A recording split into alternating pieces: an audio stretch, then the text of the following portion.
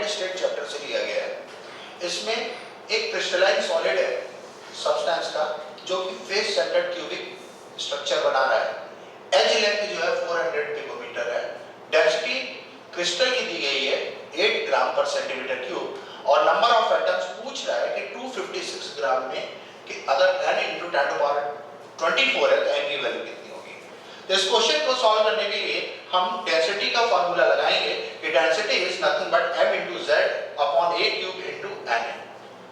Density की value 8 है, n calculate करना है, 10⁻30 इसलिए रखा क्योंकि ये पिकोमीटर में और अवागाड्रो नंबर की वैल्यू डाली है।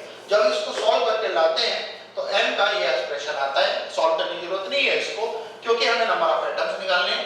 फिर नंबर ऑफ एटम्स में जब हम आएंगे तो नंबर ऑफ एटम इज जितने हमारा मोलर मास है उससे हम मल्टीप्लाई कर देंगे और हमारे नंबर ऑफ मोल आ रहे हैं उसका अवागाड्रो नंबर में मल्टीप्लाई कर देंगे। तो नंबर ऑफ मोल हमारी ये है, इसमें हमने अवागाड्रो नंबर का मल्टीप्लाई किया तो आंसर आया 2 × 10⁻24। अब इसको अगर इधर से कंपेयर करते हैं तो what is the value of n? n की वैल्यू होगी 2, तो 2 is the right answer. Next question electrochemistry chapter से लिया गया है जिसमें कंडक्टिविटी वाले पार्ट पे फोकस किया गया है। एक सेल है जिसमें कंडक्टेंस गिवन है, जब उसमें 0.0015 मोलर सॉल्यूशन एक वीक मोनोबेसिक एसिड का लिया गया है और इलेक्ट्रोड के बीच की डिस्टेंस दी गई है 120 centimetre, area of cross section है 1 सेंटीमीटर स्क्वायर, कंडक्टेंस सॉल्यूशन की दी गई है 5 × 10⁻⁷ सीमेंस, पीएच सॉल्यूशन का दिया गया 4, value of limiting molar conductivity की वैल्यू पूछी गई है। अगर Z × 10⁻2 सीमेंस पर सेंटीमीटर है तो Z की वैल्यू क्या होगी। तो सबसे पहले हम कप्पा की वैल्यू निकालते हैं, दैट इज कंडक्टेंस। तो उसकी वैल्यू जो है G × G होगी। G की वैल्यू दी है 5 × 10⁻⁷ सीमेंस और G star is cell constant that is 120/L/8। इसकी वैल्यू जब हम कैलकुलेट करते हैं इट कम्स टू बी 6 × 10⁻⁵। अब हम जानते हैं कि भाई हमारी H+ आयन की वैल्यू कितनी होगी। तो H+ आयन की कंसंट्रेशन क्या होती है, that is nothing but 10⁻⁻⁻ pH। pH की वैल्यू 4 गिवन है तो हमने H+ की कंसंट्रेशन निकाली और उसके बाद जब एक बार H+ आयन की कंसंट्रेशन हमारी आ जाएगी तो फिर हम लोग लैम्डा मोलर की वैल्यू को फोकस करेंगे। लैम्डा मोलर निकालेंगे 1000 × kappa upon molarity. This comes to be 4 × 10⁻1। अब अल्फा की वैल्यू जो होगी that will be lambda molar और लैम्डा इनफाइनाइट जो कि H+ के कंसंट्रेशन से कैलकुलेट कर सकते हैं।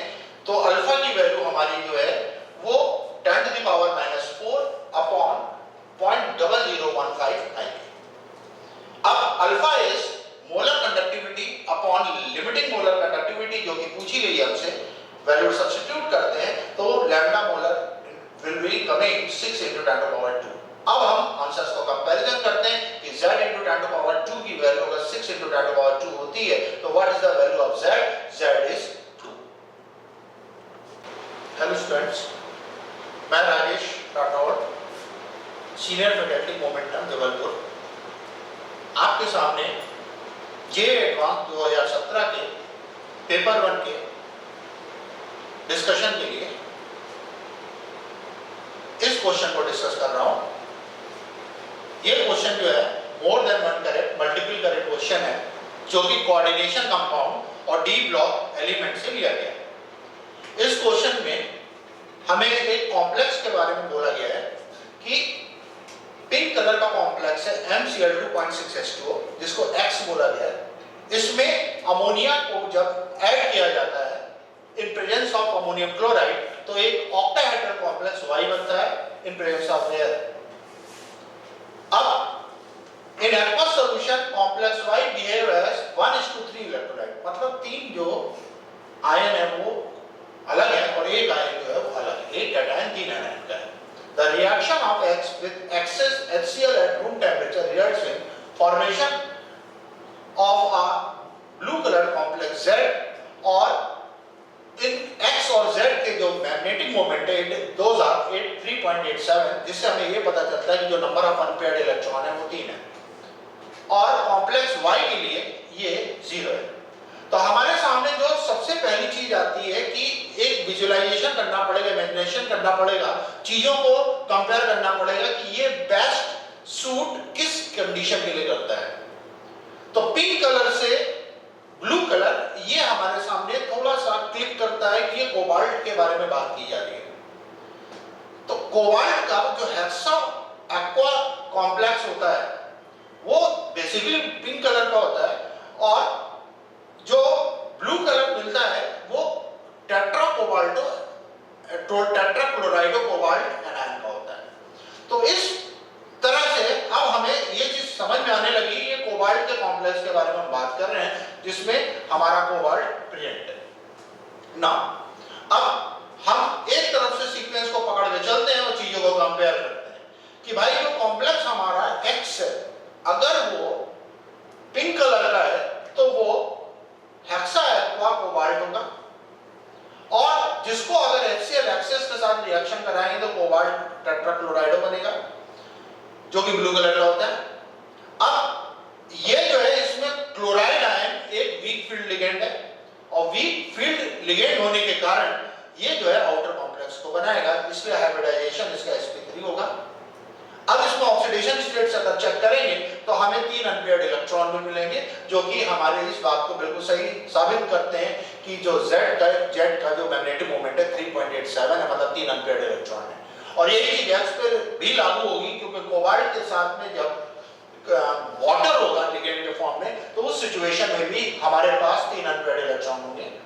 अब बात करते हैं Y की, तो जो है अमोनिया के साथ उसका कॉम्प्लेक्स बनाते हैं, तो कोबाल्ट जो है वो अमोनिया के साथ में जो कॉम्प्लेक्स बनाएगा, ammonia is a strong field ligand, और स्ट्रॉन्ग फील्ड लिगेंड होने के कारण अमोनिया जो है उसका इनर हाइब्रिडाइजेशन कर देगा, इनर कॉम्प्लेक्स बनाएगा, और इनर कॉम्प्लेक्स होने के कारण ऑक्टाहेड्रल होने के कारण इट विल बी D2sp3, और D2sp3 होने के कारण इसमें सारे इलेक्ट्रॉन्स जो है वो पेयर्ड हो जाएंगे, इस कारण से इसका मैग्नेटिक मोमेंट 0।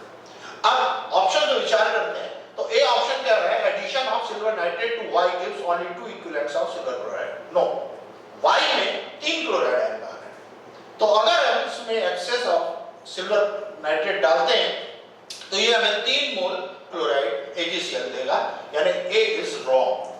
बी की बात करते हैं, the hybridisation of central metal ion in Y is D2sp3, बिल्कुल सही है, कोबाल्ट का हाइब्रिडाइजेशन Y में D2sp3 होगा, तो बी इज करेक्ट आंसर। सी के बारे में क्या है कि Z is a tetrahedral complex, बिल्कुल सच है, क्योंकि Z में क्लोराइड आयन हमारा है, और क्लोराइड आयन जो है वीक फील्ड लिगेंड है, इस कारण से ये आउटर कॉम्प्लेक्स बनेगा, it will be sp3 hybridised, तो C इज करेक्ट। अब D के बारे में बात करते हैं, when X and Z are in equilibrium at 0 degree Celsius, the color of the solution is pink। अब ये ट्रिकी क्वेश्चन है, इसमें बेसिकली हमें ये स्टेबिलिटी कंपेयर करनी पड़ेगी कि which of the one is more stable, ये वाला कॉम्प्लेक्स वाटर के साथ ज्यादा स्टेबल है कि क्लोराइड के साथ ज्यादा स्टेबल है, जो स्टेबल है उसका कलर डोमिनेट करेगा।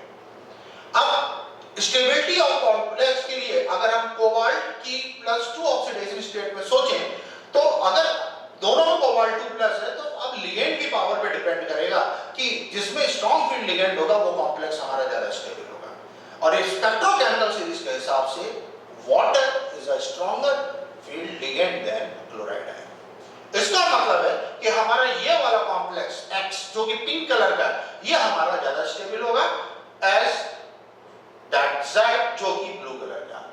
तो ये एक्सिस में होगा X, इसलिए X का कलर जो होगा वो डोमिनेट करेगा, इसलिए पिंक कलर होगा, इसका 0 डिग्री सेल्सियस का मतलब D is also again correct answer. So what are the correct answer? Those are B, C and D.